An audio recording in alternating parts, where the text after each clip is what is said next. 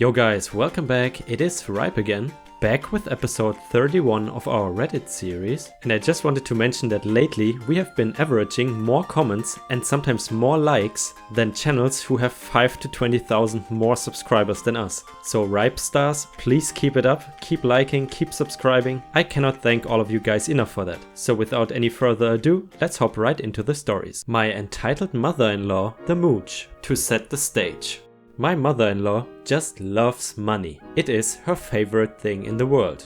The problem is, she does not have any. Part of this is her own fault. She could not hold a job back when she was younger, largely due to what I will charitably call a severe self-control deficit. She has been, through extraordinary skill at bureaucratic system navigation, on some form of the dole for the last 20 years. By contrast, my wife and I have a pretty comfortable middle-class life. We are frugal people, but not to the degree of self-deprivation. Over the years, my mother-in-law has looked at our life, and the fact that we are not obviously starving has made us a bit of a target for her. For years now, every time she sees anything new around the house, we can predict what comes next. Well, you have money for... New thing. You must be able to help me. We have seen examples of this time and time again. We bought a car, and as soon as she saw it, she hit us up for cash. We bought our house, and she hit us up for lots of cash. And she was unaware of the concept of mortgage at the time, but that's a whole different story. Even our daughter's college education turned into one of her money fishing expeditions. She actually asked my daughter how much her school costs, and when our daughter said she was not sure, obviously because we were paying for her education, my entitled mother-in-law thought she had hit the jackpot. Because obviously if we had money to pay for our daughter's college education, we must also have money for her to freeload. She even went so far as to try and talk our daughter out of attending college, and in the process uttering one of the most infuriating things I have heard her say in the 25 years my wife and I have been together. You don't need to waste all that money on college.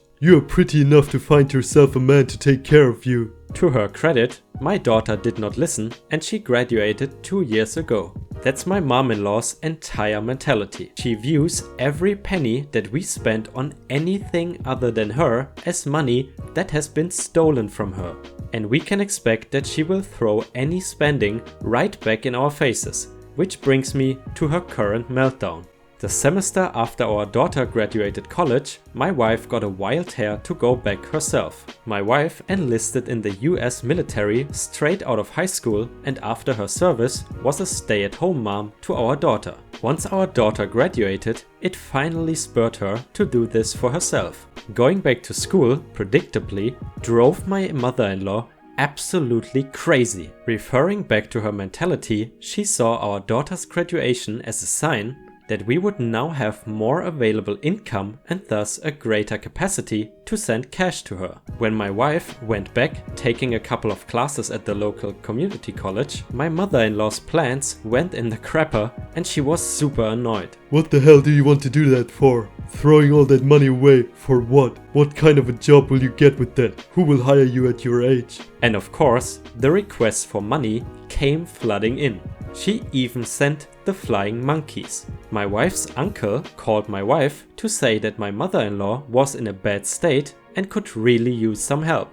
And we have helped a lot. A couple of hundreds here and there, paying a few of her bills, for example her internet and mobile phone, get billed straight out of our credit card. And even giving her access to our Uber account so she can get to doctors and things like that. Until recently, that is. One morning, a few months ago, my money-grubbing mother-in-law called up my wife asking if she would send any money for her birthday. My wife did in fact send her a money order, but it was only $200. My mother-in-law went absolutely bananas and went into her usual shtick, saying, You have so much and I have nothing.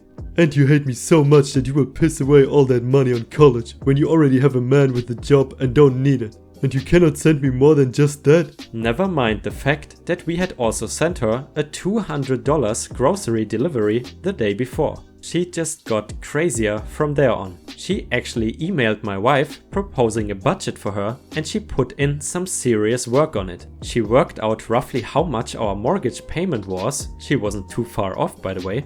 Guessed on our monthly utilities, again not too far off, but I think she got lucky there. And then, and this was the creepy part, she managed to figure out roughly what I earn each month, which is something I have never ever discussed with her. Of course, for reasons that should be obvious. She googled my name, found my LinkedIn profile which had my current employer and job title, and then went on Glassdoor to get a rough estimate of how much people in my job tend to earn. Then she worked backwards from there, and she got startlingly close, within 5% on the entire thing. The number she proposed, demanded really, that we sent her was everything left over to, as she put it, make up for stiffing her when she needed it the most. To give you an idea, the number she demanded from us every month is roughly double our house payment and retirement fund contribution combined. This woman put in more effort into financially stalking us than she has done at a job ever. My wife, to her eternal credit, told her to pound sand. This is really hard for her, and I'm proud of her for sticking to it. My mother-in-law was not done yet though, not even close. About 15 minutes later, our phone rang again. It was our daughter. Having run into a brick wall with us, my mother-in-law decided to go after her. Apparently, my mother-in-law called up our daughter and made her unhappiness with us very visible. She didn't actually say anything bad about either of us or her lack of money.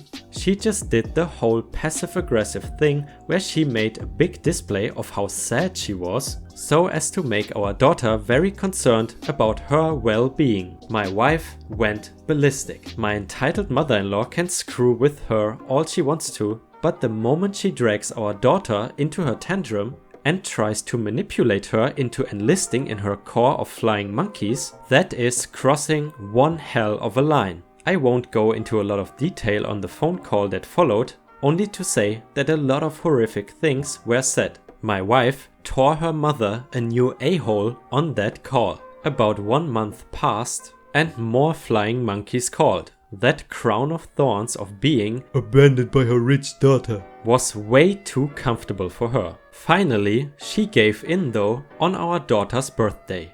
And she and my wife had a somewhat civil conversation, and there haven't been any new cash requests. However, I am waiting for the other shoe to drop, and I just know she's just waiting for the next time. Jesus, that story is a lot to take in. Have you guys ever had a family member that asked you for money way too frequently? Please tell me in the comments. I'm really curious how you dealt with that, because I know it's very difficult for some people to deny money to a family member. Anyway, let's hop on to the next one. Entitled Dad demands divorced dying ex-wife stuff for new wife. I have to start with some background information on this story, and it will be a long one. My dad has always been a tough guy, and disciplinary action like yelling or smackings were important for him. Let's say it was hard having him as a dad, and he was more of a house tyrant than a father and husband, but he was also superstitious. He hated stories about ghosts and things that were unnatural, so if it got too bad,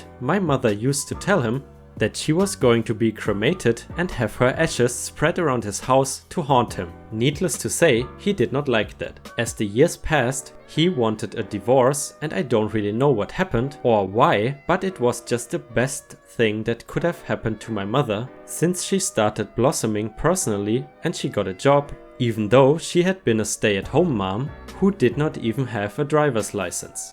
My dad married a young Thai girl who had kids from before, so he did not need us now, since he had a perfect family with polite kids. I had, of course, distanced ourselves from him since he leached money and stuff. That was always the reason why he called or visited, meaning he needed or wanted something. It was hard for my mom that he was also married to his new wife on their wedding day, reason being, because he did not need to learn a new date and would remember it. She did, however, get over it after a while.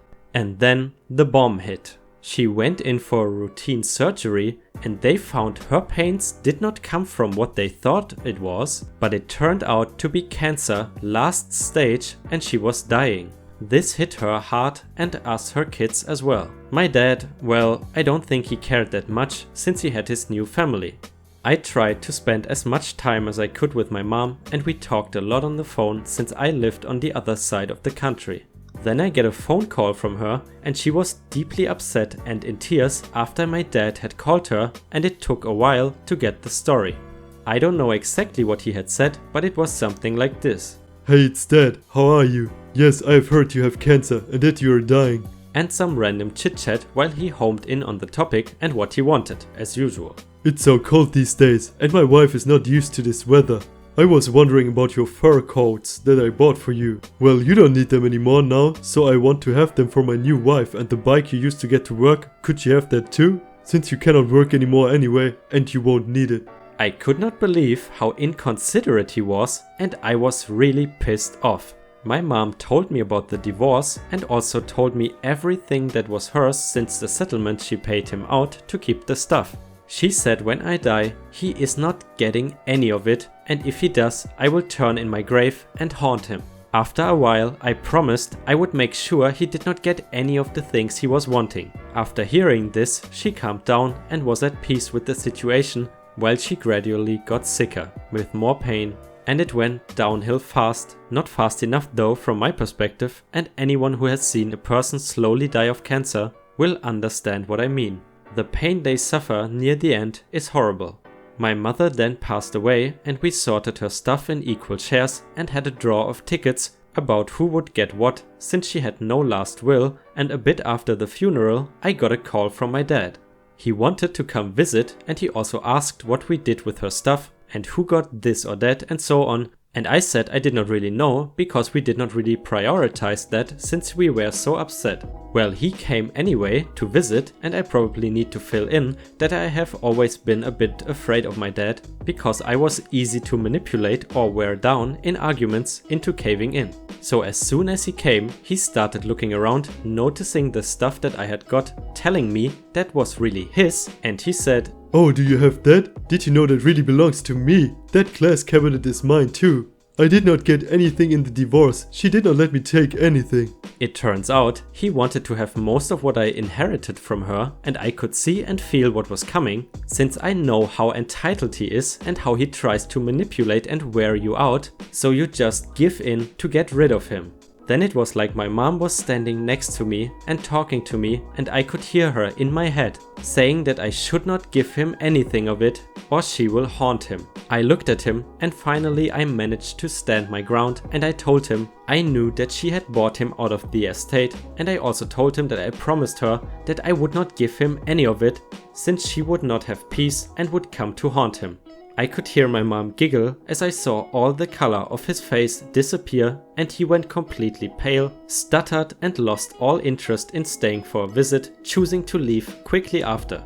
I have never heard any more nag about her stuff from him, and he also stopped calling and visiting, which is fine by me. Nowadays, I hear from him maybe once a year when he's upset, since neither me or my kids call him to wish him happy birthday. I really wonder why. He's now divorced again because his wife left as soon as she was eligible for a green card and took her kids with her. Poor girl, really deserved that green card. She earned that many times over for staying with him. And my dad? Well, he's now old and alone, sitting at home, trying to get in with his old and not so good family that he did not want. It ain't happening. In the end, my mom had the last laugh and she helped me stand up for myself. This story was posted by u/momsrevenge on our subreddit r/ripestories. Question to you guys: would you say that the dad deserves to pretty much die alone? And I would say he does. Or would you say that his kids should forgive him and come visit him? Really curious about your opinion there. I got promoted while shopping at a store that I don't work at. So yesterday I was at my favorite local supermarket. I have been shopping there pretty much once a week for the past 6 years. I know the place like the back of my hand, and I know most of the employees by name because I live in a small town of around 4,000 people. As I'm standing in the taco aisle trying to decide exactly how hard to punish my bathroom later, I picked the ghost pepper salsa so a lot. I am approached by a woman who must have been 75 if she was a day. SL will be Sweet Lady and M will be me. Son, can you help me locate the aluminum foil? Sure, it's right up this way. Walks her to the aisle 7B. It's pretty high up, let me grab it for you. Do you want the Reynolds or the store brand? The name brand, please. So I hand her a 200-foot roll. Do you need help finding anything else? I'm a walking directory of this store. She hands me her shopping list. I spent about 10 minutes filling her cart with heavy and hard to reach items, and then I got back to my shopping with a smile and have a great day.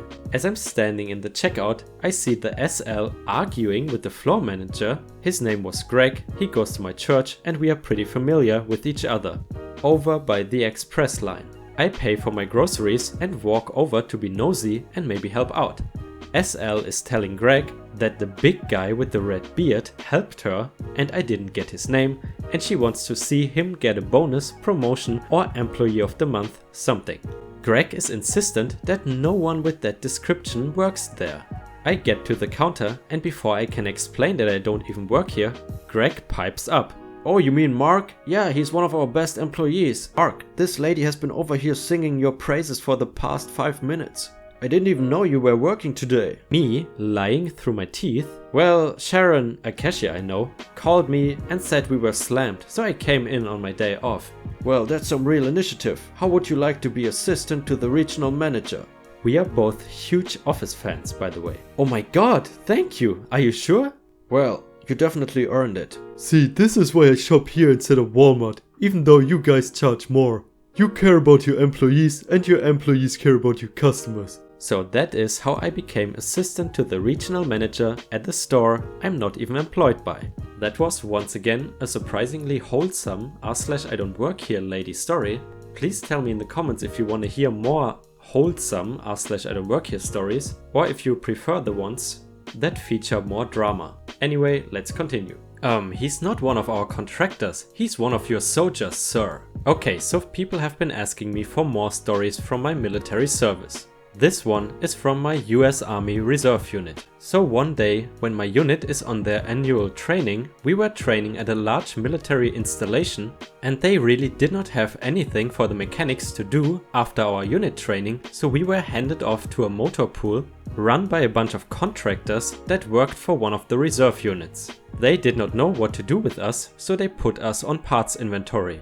I quickly grew bored and asked if they needed help with their vehicle servicing. So I jumped into my coveralls and slid under a vehicle with a grease gun to help them out. After about the third vehicle, I'm covered from head to toe in grease and having a great time, doing what I love, and in comes our battalion commander getting shown around by the contractors. He comes up to our vehicle as I slide out and says how great a job the contractors that were working with us, this AT, were, and offers to shake my hand, and when I go to attention instead, he gets a confused look on his face. The other contractor working with me stands up and informs him that I'm one of his own soldiers helping them out. The man looks me up and down, seeing me completely covered in grease and grime except for where my safety goggles had covered my face, and walks away chuckling. A few days later, at the end of our annual training period, I'm called up during the awards formation and I'm handed a challenge coin and a certificate of recognition for outstanding performance during our AT. I still have the challenge coin next to all my others, and by far it's my favorite one, as it's one of the best memories from a really enjoyable annual training. That was a pretty wholesome r/I don't work here story. So let's go for another one. Also, if you have watched this far, this means you are one of my most loyal ripe stars, and please show me that you're watching by posting some nice star emojis in the comments. I am in 9th grade. Me literally looks into a wall full of tools. Lady, excuse me. Me ignores her because I thought she was calling one of the workers or something. So the lady taps on my shoulder. Hello? What's wrong? Do you know where to find a specific brand of sauce? Oh, I'm so sorry, but I don't work here. But you look like you're working here. I am wearing a red t-shirt and the employees also wear red. I'm in 9th grade, ma'am. So? I don't work here? You're lying. Stop being a chump and help me find it. I don't want to start up a fight, so I help the lady find the brand. Minutes later. Oh, but I need 3. Well, I don't know, ask the employee. But you are working here, so go check your stock. Lady, I don't work here. How dare you raise your voice? Suddenly, my mom calls out my name and my mom says, let's go and leave, I've got what I need. Oh, and carry the trolley. Then me and my mom go to the cashier and guess what? Beside the cashier was the lady who was with the manager and she was literally cussing at him. The lady then turns to me and points at me. My mom demands an explanation from me, so I explain. The manager attempts to tell the lady that I really don't work here, but he was unsuccessful. The lady then looks me into the eye and says, Hey, why are you helping that lady, but you didn't help me? My mom angrily says, I am her mother. And my mom starts to berate the lady. Minutes later, the lady aggressively stomps away, muttering under her breath. Alright guys, that was all the content I had for you today. As you might have noticed, my videos have ads now, which means that I'm finally monetized, so I hope you don't mind the ads on my videos. As you might or might not notice, making these videos does take quite a lot of time, even though I have a lot of fun making them. So having the ads on my videos is just something that I have to do, because otherwise creating these videos each day for 3 to 4 hours would not be sustainable for me. Anyways, I hope you continue watching and don't forget to come back tomorrow for another episode of r/EntitledParents.